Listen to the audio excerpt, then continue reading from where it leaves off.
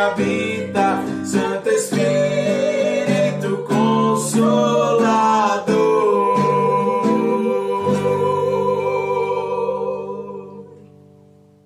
Bom dia, irmãos. Vamos realizar a leitura bíblica do Salmo 125. Os que confiam no Senhor são como o Monte Sião, que não se pode abalar, mas permanece para sempre. Como os montes cercam Jerusalém, assim o Senhor protege o seu povo, desde agora e para sempre. O cetro dos ímpios não prevalecerá sobre a terra dada aos justos. Se assim fosse, até os justos praticariam a injustiça. Senhor, traga com bondade aos que fazem o bem, aos que têm coração íntegro. Mas os que se desviam por caminhos tortuosos, o Senhor dará o castigo dos malfeitores. Haja paz em Israel. Amém. Olá, irmãos e irmãs, graça e paz do Senhor. Tenho o privilégio, mais uma vez, de poder partilhar com vocês a palavra do Senhor e a minha gratidão desde já ao reverendo Jonas, esse grande amigo, e ao conselho da IPI do Cambuci, essa igreja que nós tanto amamos e temos muitas saudades. A palavra do Senhor que queremos compartilhar hoje é a palavra que está ali no Evangelho segundo Marcos, no 4º capítulo, nos versículos 26 a 34, Evangelho segundo Marcos, 4º capítulo, versículos 26 a 34, e o título dessa meditação, desta breve meditação, é As Aparências Enganam. O texto da palavra do Senhor, que eu vou fazer a leitura na nova tradução na linguagem de hoje, o texto da palavra do Senhor assim nos diz. E a nova tradução na linguagem de hoje, ela coloca alguns subtítulos. A semente. Jesus disse: o reino de Deus é como um homem que joga a semente na terra. Quer ele esteja acordado, quer esteja dormindo, ela brota e cresce, sem ele saber como isso acontece. É a própria terra que dá o seu fruto. Primeiro aparece a planta, depois a espiga e mais tarde os grãos que enchem a espiga. Quando as espigas ficam maduras, o homem começa a cortá-las com a foice, pois chegou o tempo da colheita. A semente de mostarda. Jesus continuou: com o que podemos comparar o reino de Deus? Que parábola podemos usar para isso? Ele é como uma semente de mostarda, que é a menor de todas as sementes, mas depois de semeada, cresce muito até ficar a maior de todas as plantas, e os seus ramos são tão grandes que os passarinhos fazem ninhos entre as suas folhas. Assim, usando muitas parábolas como estas, Jesus falava ao povo de um modo que eles podiam entender. E só falava com eles usando parábolas, mas explicava tudo em particular aos discípulos. Jesus, ele usou a linguagem para transmitir a ideia de reino de Deus. Ou melhor, para definir um conceito que ele usa a título de comparação, a parábola, as parábolas. Eu gosto demais quando Jesus usa as parábolas. Tem muito envolvido nessa utilização. E a proposta que ele quer transmitir aos seus ouvintes e o Evangelho de Marcos quer transmitir aos seus leitores é a respeito do reino de Deus. E é por ela que Jesus pensa a sua prática e busca colocá-la no cotidiano daqueles que o seguem e especialmente daqueles que o escutam. Nós hoje temos muitas dificuldades para pensar no que é reino de Deus e onde ele está nas nossas práticas cotidianas. Surgem, portanto, variadas interpretações nesse sentido. Esse texto ele nos inspira, nos anima, assim como aconteceu, como aquela comunidade marcana, a pensar a respeito do reino de Deus. E nós vemos algumas questões muito interessantes que nós precisamos salientar nesse texto. A primeira é que a comunidade de Marcos, essa comunidade que nós vemos destacada ali no Evangelho segundo Marcos, é uma comunidade que está aproximadamente ali nos anos 71, 70 depois de Cristo e localizada em Roma. E é um período bastante difícil para aqueles novos cristãos, novos convertidos, porque eles já sofriam as perseguições, inclusive eles tinham sido acusados por Nero por ser aqueles responsáveis pelo incêndio de Roma. Como nós bem sabemos, Roma era um centro cultural, Roma era um centro político, centro econômico, era o centro administrativo do império. E também era um lugar, portanto, de muitas contradições, como nós vemos nas desigualdades dos grandes locais hoje, muito parecido. E talvez um pouco mais, porque nós estamos falando de um centro do império da época, Roma. A base da dominação ela estava na escravidão. E isto era mantido às custas da força e da repressão exercida por um numeroso exército que era mantido pelos altos impostos que eram cobrados e também pelo trabalho escravo. A comunidade cristã ela era mínima em relação a Roma, o que fazia com que os seus membros fossem considerados e fossem de fato mais frágeis com relação àquele local. E sofriam por isso constantes injustiças da maior quantidade das pessoas ali, de quem detinha o poder. É nesse contexto que aquela comunidade ouve e lê esse texto que está registrado no Evangelho segundo Marcos, uma realidade de perseguição e de sofrimento. E é nesse sentido que estas palavras elas servem como um estímulo para vencer aquela força coercitiva que vinha de um poderio que não estava ligado àquela comunidade muito mais fraca, muito menor. Algo que ainda nos salta aos olhos é que as parábolas refletem o modo como os primeiros cristãos se entendiam diante de uma nova concepção. Somente compreendiam aquelas palavras, as palavras de Jesus, aqueles que entravam, que faziam parte desse movimento do reino de Deus. É o que nós lemos ali no último versículo. Marcos, o capítulo 4 do Evangelho de Marcos, é conhecido como o capítulo das parábolas. Nós vemos nele as parábolas do semeador, e junto com a sua interpretação, e a parábola da candeia, e na sequência a parábola da semente e a da semente ou do grão de mostarda. Elas se unem nesse mesmo bloco, e essas últimas duas falam do mesmo tema, que é o reino de Deus. E Jesus usa a parábola para esta comparação. E a primeira parábola é a respeito de alguém que lança a semente na terra, passam-se os dias, nasce a planta sem que a pessoa sequer perceba, e logo é chegada a colheita. Dá uma ideia aparente de passividade, mas mostra que, na verdade, o reino de Deus não depende do esforço humano. Deixa claro que não é possível manipular aquilo que somente Deus pode fazer.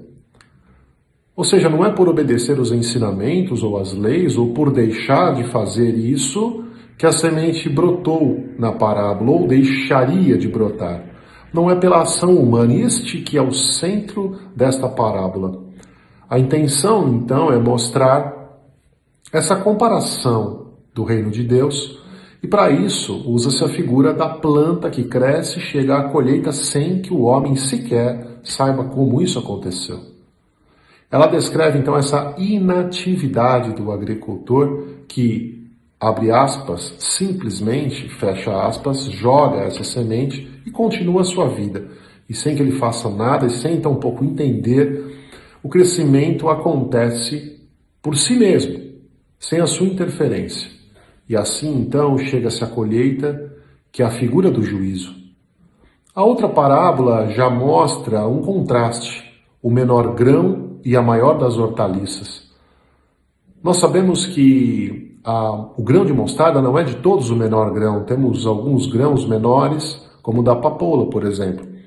Mas era um tom proverbial das pessoas compreenderem essa questão de significar, de ter uma insignificância no grão de mostarda e o insignificante se tornar algo gigante, algo absolutamente expressivo. Essa parábola então mostra que o reino de Deus, ele vem assim como a colheita que chega depois de uma longa espera e acontece de uma forma misteriosa. A questão é ter a paciência para que essa chegada se desse. O reino de Deus, ele então começa pequeno e se torna um reino poderoso. E a imagem de que as aves dos céus se aninham na sombra da planta é algo de se chamar a atenção, porque ela é a imagem de um reino de poder. Ou seja, aquela aparente insignificância do pequenino grão que lançado foi no solo, simplesmente, e sem mesmo o homem, o semeador, perceber, ele toma corpo, ele cresce, chega o momento da sua cega ou da sua colheita, e aí depois na comparação do grão de mostarda, que ele se torna um arbusto enorme e que serve para que as aves se aninhem sobre a sua sombra. Essa é uma figura de um reino de poder, como nós vemos em alguns textos, como Ezequiel no capítulo 17, Daniel no capítulo 4. Dá a ideia de uma planta que cresce e dá abrigo aos filhos de Deus. E aí nós relembramos do último versículo lido: abrigo aqueles que compreendem as parábolas ditas pelo Senhor, aqueles aos quais o próprio Deus, o próprio Jesus Cristo, ensina a interpretação das suas parábolas. O reino de Deus, então, ele está oculto neste sentido para todos aqueles que não abraçam a proposta de Jesus.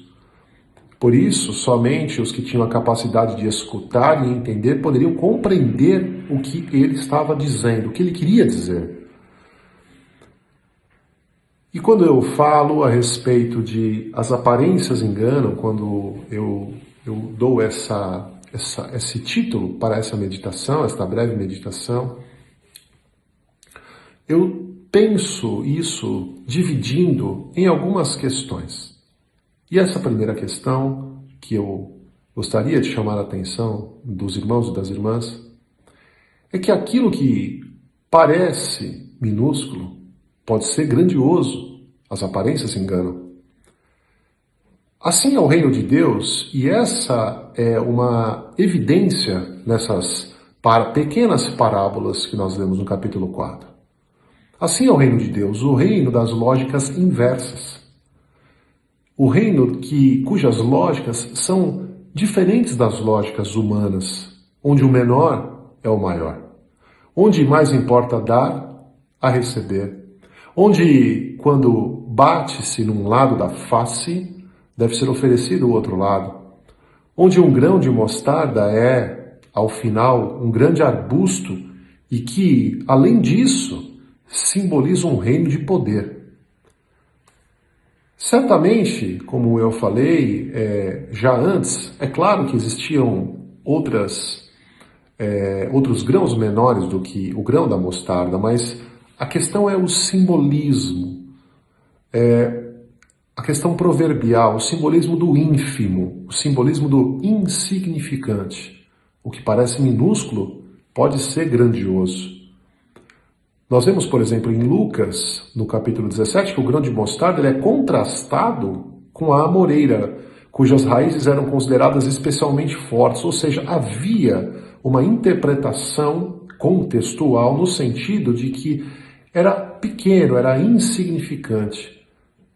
No entanto, essa impotência, essa fraqueza, essa condição aqui, parafraseando, de miserabilidade, ela se converteria no reino poderoso. Assim é o reino de Deus, como um grão de mostarda. Aquilo que pode parecer minúsculo, na verdade pode ser grandioso. E uma contraposição disso, que seria uma segunda compreensão nesse contexto. O que pode parecer ser o maior ou maior, pode ser bem menor do que parece. As aparências enganam. Nós precisamos olhar para a figura do semeador. Sem desmerecimento, mas precisamos olhar para ele. Não é porque o semeador se empenhou, não é porque ele se preocupou, porque ele fez projetos, porque ele escolheu a melhor semente, o melhor solo, o momento certo, a melhor irrigação, o melhor adubo, o melhor cuidado, as melhores ferramentas, porque passou noite sem dormir, preocupado com a plantação das sementes. Não é por nada que ele tenha feito que a semente frutificou. Ele tem o seu papel e não estamos olhando aqui para a figura do semeador no intento de desmerecê-la. Ele tem o seu papel nessa parábola, mas o reino de Deus não depende dele.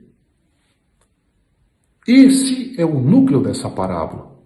Ou seja, não é pelo muito que ele fez, ou por algo qualquer que ele tenha feito, até porque ele nem sabe como, mas a semente frutifica. Não é pelas suas competências ou pela atuação. E também não é porque a semente por si nasce sozinha. Esse por si que há no texto, especialmente da Revista e Atualizada, não significa que a semente nasce sozinha. Ela nasce porque o reino é de Deus. Essa é a intenção demonstrada. Tal como nós podemos igualmente termos a nossa importância no projeto do reino de Deus, mas nós não somos determinantes para que esta semente, o reino de Deus, germine. Não é porque fazemos muitas coisas ou nos empenhamos muito que necessariamente estamos fazendo algo para que o reino de Deus cresça, porque o crescimento é dele, é dado por ele. O texto nos deixa claro, reitero, que não é possível manipular aquilo que somente Deus pode fazer. Por mais que pensamos que estejamos fazendo o melhor possível, ou mais certo, existem coisas que literalmente não pertencem a nós fazermos. Nós temos o nosso papel, tal qual o semeador, mas foge da nossa capacidade o milagre de fazer germinar a semente e de que ela cresça. Não é por obedecer os ensinamentos, as leis, ou deixar de fazê-los, é importante pensarmos nisso, que a semente brotará ou deixará de brotar, não é pela ação humana. Essa é a intenção que está ali demonstrada. Evidentemente que isso não exime o semeador e nem tira o seu papel e não o exime das suas responsabilidades, só deixa claro que aquilo que somente pertence à ação divina não cabe e nem adianta interferir pelo humano, mas apenas descansar. E finalmente, se por um lado o que parece minúsculo pode ser grandioso, o que parece maior pode ser bem menor, finalmente a esperança para todos e todas que se encontram em uma situação de desigualdade. Jesus sabia muito bem quais eram as estruturas da época para poder propor uma alternativa e uma posição a partir dos dominados e que fizessem frente a uma posição dominante. A sua linguagem pode não parecer, mas propõe uma revolução de ordem estabelecida e coercitiva, falando para um povo, para ouvintes, para leitores que estavam sob jugo de perseguição ali em Roma, que eram minoria, que estavam sob uma condição coercitiva, de poderio, que os asfixiava como comunidade pequena cristã. E ele mostra, com essas parábolas, que há uma possibilidade de se vencer esse sistema injusto e, sendo certo, que há um final de algo que já está em curso, a obra de Deus, o reino que já está em andamento, chegará o momento da sua colheita. A esperança para que os pequenos que o ouvissem e compreendessem, aqueles que o ouviam, que entendiam e se tornassem grandes e tivessem sombra do grande arbusto do reino de Deus. No começo, aquele grupo, e não apenas aquele, mas os grupos que seguiam o Cristo, eram grupos pequenos, desacreditados, em condições sociais e morais diminutas, mas a sua semeadura brota uma nova visão de mundo. O desafio destas duas parábolas é a força centrada nas pequenas coisas. nas de menor aparência, talvez realmente as menores, mas que têm um fim que não talvez podemos visualizar em certos momentos, porque as aparências enganam.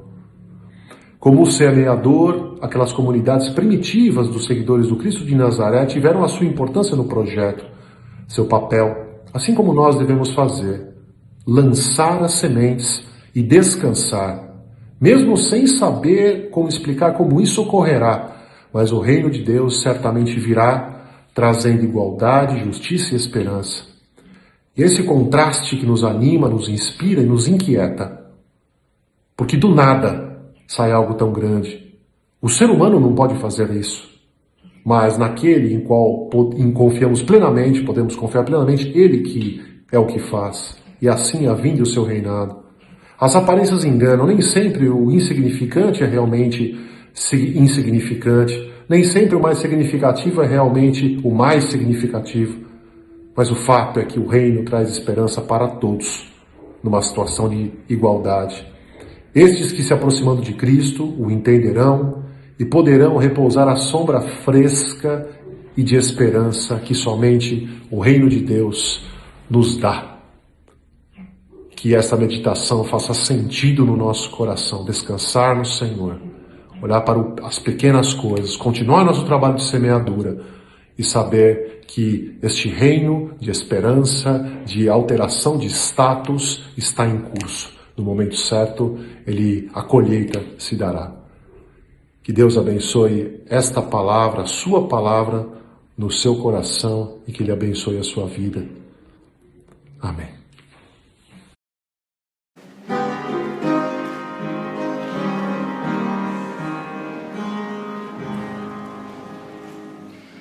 Cristo é pedra principal, vem do céu pra resgatar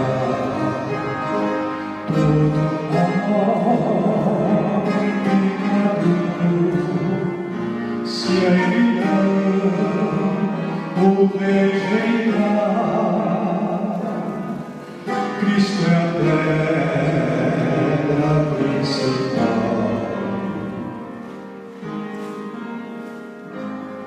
Nele encontro a minha paz, quando oprimido estou. Ele sempre é fiel para aqueles que são seus. Cristo é a pedra principal.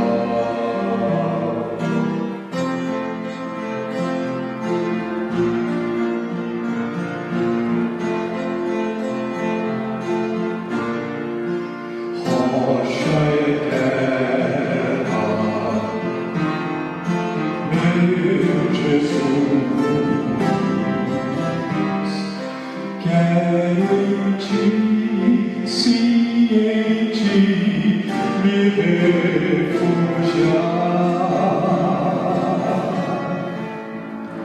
Rocha eterna, meu Jesus, para sempre firme estar, até seus filhos alcançar o eterno lá no céu.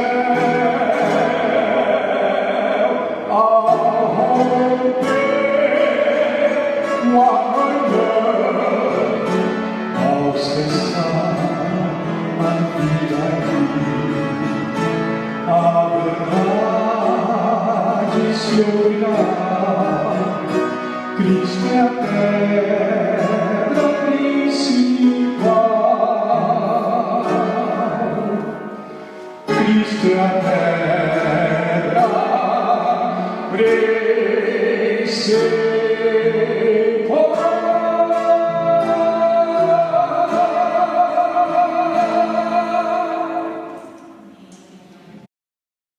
Irmãs e irmãos, mais uma vez quero aqui registrar a nossa gratidão ao Reverendo Jonas, ao Conselho da IPI do Cambuci, a todas e a todos vocês que estão aí longe de nós, mas o nosso coração sempre está junto e Deus tem nos dado sempre a oportunidade, pela sua misericórdia e pelo amor dessa igreja, de estarmos juntos de alguma maneira. Eu louvo a Deus pela vida de todas e todos vocês, pela vida da IPI do Cambuci, pela graça que Deus nos concedeu de termos tido essa caminhada e que ela continua. É um motivo de muita alegria para nós. Recebam o nosso abraço, meu e da Paula daqui de Portugal, com muitas saudades e desejando que Deus continue a abençoá-las e abençoá-los e que vocês estejam sob o seu cuidado. Vamos orar, agradecer ao Senhor. Pai, nós te louvamos por mais um momento em que juntos pudemos, Senhor, cultuar o teu nome, pudemos, Senhor, nos reunir virtualmente ou presencialmente, dependendo de cada pessoa, mas nós te louvamos, Senhor, porque as limitações do hoje não têm nos separado. E nós te agradecemos por isso, Senhor, porque a comunhão, o que nos une é o teu amor, não são os espaços físicos, geográficos, não são pandemias, não são outros problemas. O que nos une é o teu amor. Pedimos, Deus, que este amor continue repousando sobre todas e todos desta amada igreja, Pai. Pedimos, Deus, que o Senhor continue a nos dar bons dias, que o Senhor continue a nos guardar, que o Senhor, Pai, faça com que a Tua palavra frutifique no nosso coração como somente o Senhor pode fazer, porque isto não nos pertence. E que nós, Pai, estejamos conscientes de que o nosso trabalho é e deve ser continuar a semear a Tua palavra, a fim de que o Teu reino venha, este reino que cresce e floresce como nós sequer sabemos e imaginamos. Mas é algo, Senhor, que já está definido. O momento certo da colheita chegará, porque o reino é do Senhor. E a Ti, Senhor, nós queremos estar submissos e lembrar disso, Senhor, no nosso cotidiano, no qual nós nos preocupamos, tentamos interferir, mas lembrar, Senhor, que é Teu, somente Teu todo o trabalho, Pai.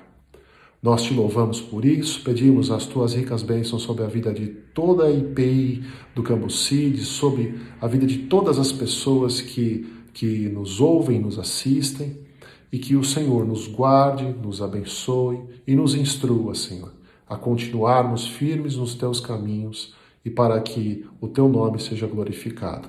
Nós oramos assim no nome do nosso amado Senhor Jesus Cristo. Amém.